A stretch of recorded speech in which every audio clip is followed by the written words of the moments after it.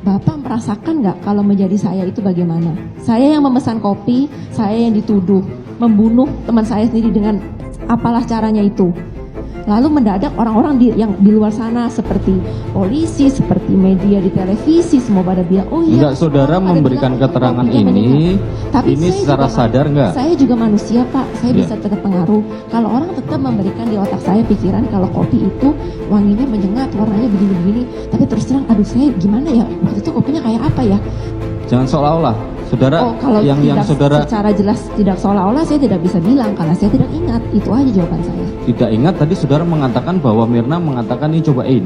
Seperti itu seolah-olahnya, tapi kan kata-katanya saya bilang saya tidak ingat. Kata-katanya tidak ingat. Tapi disodorkan kepada saudara. Nah, pada waktu saudara menyentuh kopinya enggak? Tidak. Tidak menyentuh. Tidak. Tapi jaraknya dengan saudara jauh? Tidak ingat. Enggak, jaraknya dengan saudara jauh enggak? Saya tidak ingat. Ada 30 cm? Saya tidak ingat. Jarak saudara dengan saudara Mirna berapa? Tidak ingat. Karena seorang hakim yang memutus toh, memberikan nasihat kepada si Sika, you ngaku aja deh, dia bilang toh, lebih baik ngaku. So perasaan nih Jessica dengan tegas mengatakan dia bukan pembunuh. Kenapa hakim yang memutus masih memberikan komentar yang demikian? Itu tidak pernah terjadi di luar negeri. Hakim tidak pernah memberikan komentar terhadap putusannya. Jessica secara tegas sampai mati dan tidak akan meminta ampun kepada presiden karena dia nggak lakukan. Rekonstruksi aja dia nggak mau. Bagaimana?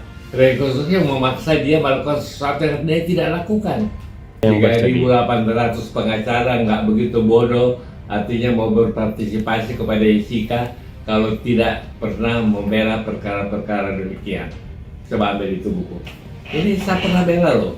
Ini Anda lihat. Tuntutan bebas dalam perkara pembunuhan. Saya nggak ngomong kosong, saya bilang.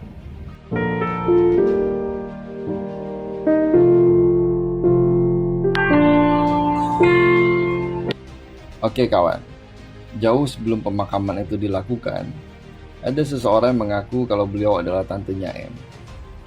Namun anehnya, perilakunya itu tidak seperti tante pada umumnya. Bahkan lebih tepatnya layaknya detektif kawan. Orang tersebut mencoba mendekati J, lalu banyak bertanya perihal background J selama di Australia dan lain-lain. Namun ada pernyataan yang cukup lucu dan menggelikan kawan. Beliau mengatakan kalau di kafe tersebut ada temannya M yang memasukkan sesuatu terhadap kopi yang M minum. Wow, dahsyat sekali kawan. Dia sudah mengatakan hal tersebut sedangkan penyidikan saja sama sekali belum ada, bahkan belum dilakukan. Jadi lucu rasanya hampir semua orang yang terlibat, termasuk yang mengaku tante barusan, sudah menuduh seseorang tanpa alasan yang jelas. Padahal beliau tersebut yang mengaku tantenya M sudah dimention oleh J selama di persidangan. Namun lucunya, orang tersebut yang mengaku tantenya M tidak pernah dipanggil sama sekali di muka persidangan. Tidak salah rasanya kalau perkara J adalah drama yang diciptakan. Thank you kawan. Pengacara senior Otto Cornelis Kaligis alias OC Kaligis menyampaikan bahwa pasca menonton film Ice Cold yang ditayangkan oleh Netflix, membuat dirinya yakin ada yang belum tuntas di dalam proses peradilan yang dialami oleh Jessica Kumala Wongso. Dirinya pun meyakini bahwa Jessica seharusnya dibebaskan. OC Kaligis pun menunjukkan sebuah buku tentang tuntutan bebas dalam perkara pembunuhan. Pasalnya, tidak ada satupun bukti dan saksi fakta yang menunjukkan bahwa Jessica adalah pembunuh. Semua hanya bersadarkan kecurigaan saja. Banyak juga upaya hakim yang berusaha untuk mengesampingkan bukti-bukti bahwa Jessica tidak bersalah dalam kematian Mirna. Seperti upaya mendeportasi saksi Beng Beng Om dan juga mengintimidasi Dr. Jaja selaku dokter yang pertama kali memeriksa jenazah Mirna. Ditambah banyaknya keterangan ahli yang masih meragukan bahwa Jessica adalah pelaku utama yang menyampurkan serbuk sianida ke dalam minuman kopi Vietnam milik Mirna Salihin. Nah, pada waktu itu kok Beng Beng Ong kok diusir ke luar negeri hanya karena izin imigrasi. Nah, kalau nggak telekonferensi saya orang pertama loh yang telekonferensi waktu perkaranya Pak Harto di Hamburg mewakili Habibie pada waktu itu.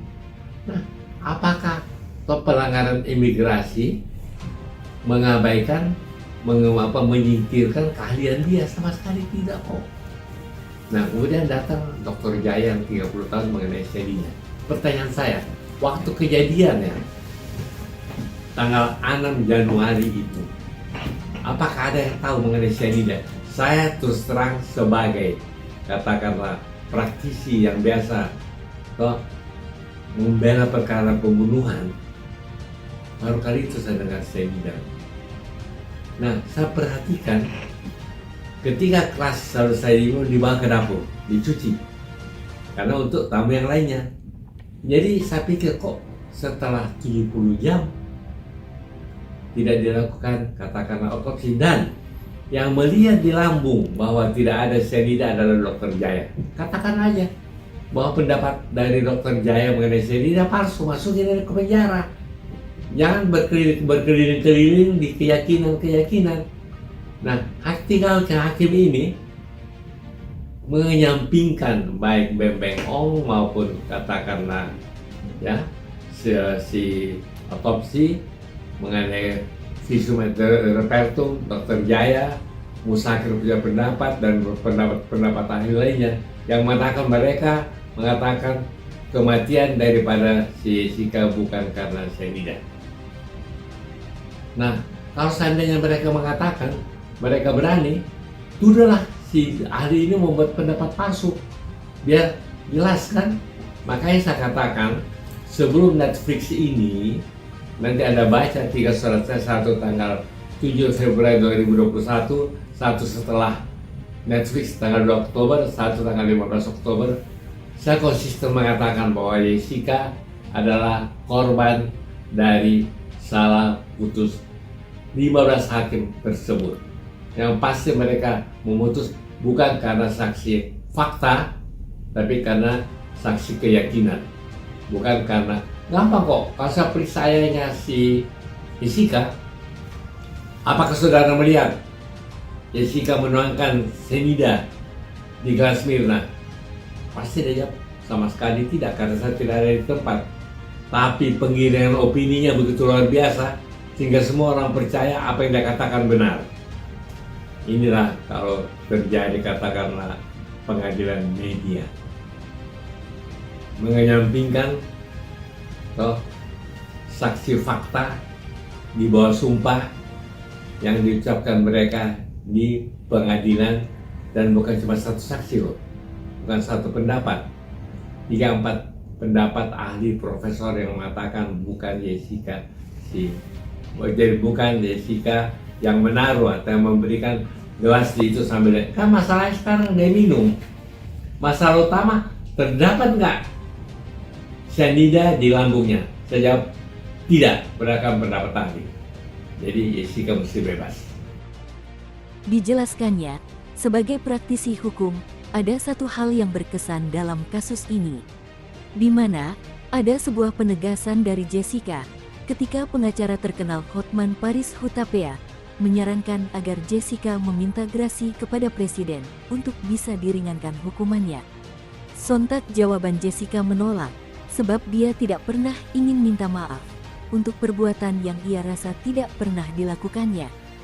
Bagi Oce, jika itu yang terjadi, maka wajar saja hal tersebut menjadi penyebab Jessica menolak acara rekonstruksi yang dilakukan penyidik, di mana di dalam adegan itu Jessica harus bertindak sebagai pelaku pembunuhan.